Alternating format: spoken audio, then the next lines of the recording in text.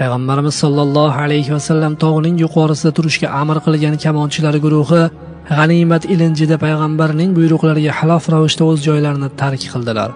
Afsuski, ularning bu shoshilinch harakatlari musulmonlarning g'alabasini mag'lubiyatga aylantirdi. Chunki tog'ning ortida pistirmada turgan mushrik otliqlari qo'qqisdan hujumga o'tdilar. Musulmonlar qurshovda qoldilar.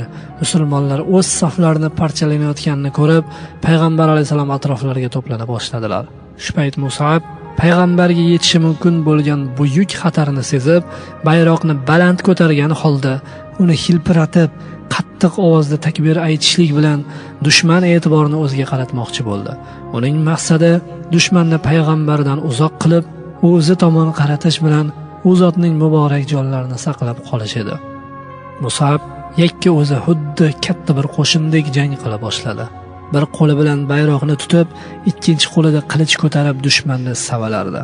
Lekin dushman haddan ziyod ko'p edi. Ular Mus'abning jasadini bosib, payg'ambar alayhisalom turgan tomonga yetishga harakat qilayotgandilar. Lekin keling bu voqealarning guvohi bo'lgan zotga murojaat etaylik. U bizga buyuk inson Mus'ab ibn Umayr hayotining eng so'nggi lahzalarini hikoya qilib bersin. Ibn Sa'd aytadi: Adi o'z otasidan bizga rivoyat qilgan. Otasi shunday degan ekan: Uhud kuni Mus'ab ibn Umayr bayroqni o'z qo'liga oldi. Musulmonlar tarqalishib ketganda ham Mus'ab sabot bilan turaverdi. Mushriklarning otliqlaridan bo'lgan Ibn Qamiyya unga hujum qilib, qilich bilan o'ng qo'lini uzib tushirdi.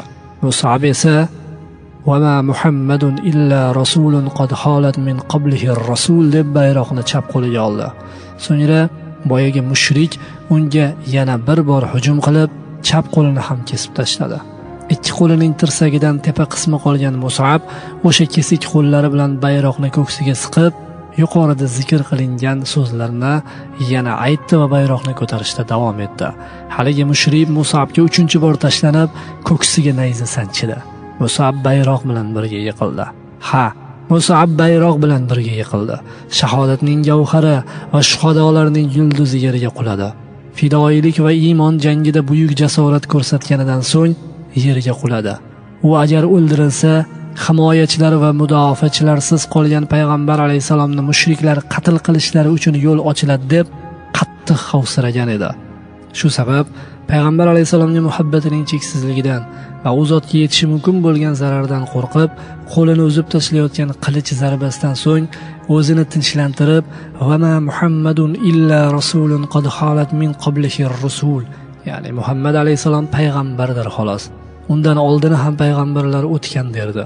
Bu bilan Mus'ab payg'ambar alayhisalom Allohning elchisi va albatta Alloh taolo o'z elchisini yordamsiz qo'ymaydi deb o'zini yupatmoqchi bo'lgan.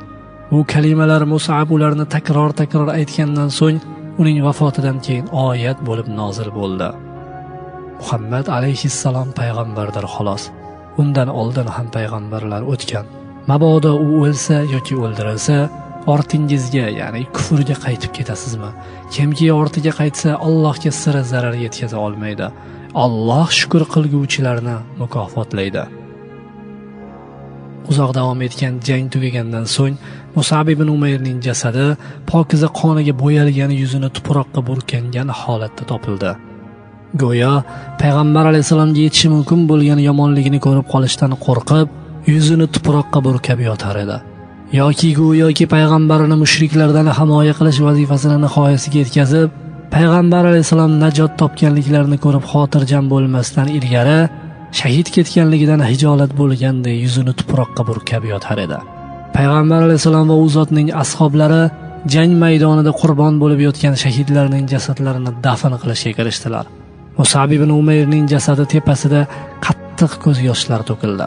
Habbob ibn Arad aytadi: Alloh yo'lida payg'ambar alayhisalom bilan birga hijrat qildik. Maqsadimiz yolg'iz Allohning yuziga yetish edi.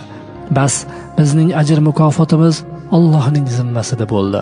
Bizlardan dunyodagi nasibasini olmasdan o'tib ketganlar bo'ldi. Ularning orasida Mus'ab ibn Umayr ham bor edi. Uhud kuni qatl qilindi.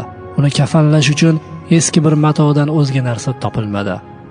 Payg'ambar alayhisalom uchun a'zolari mushriklar tomonidan kesib tashlanib o'ldirilgan amakilari Hamza radhiyallohu anhu uchun qattiq alam va iztirobda bo'lishlariga qaramay, Mus'abning jasadi ustida uzoq ko'z yosh to'kdilar.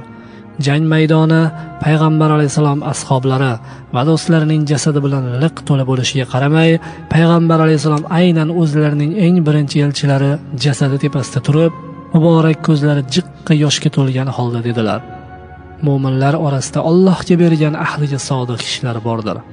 So'ngra Mus'ab kafanlangan bu kiyimga nazar tashlab, men seni Makkada hammadan ko'ra nozik va go'zalroq kiyimlarda ko'rgan edim. Endi esa sen sochlaring to'zigan holda bu eski kiyimdasan dedilar.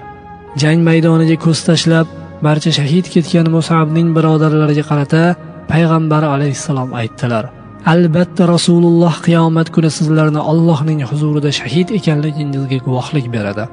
So'ngra atrofdagilarga, tirik qolgan ashablariga yuzlanib dedilar: Ey insonlar, bularning qabrlarini ziyorat qiling va ularga salom bering. Mening jonim qo'lida bo'lgan zot bilan qasamki, biror bir salom berguvchi ularga salom bermagay, magaram ular alik olgaydirlar. Assalomu alayka ey Mus'ab. Assalomu alaykum ey shuhadolar. Assalomu alaykum va rahmatullohi va barakatuh.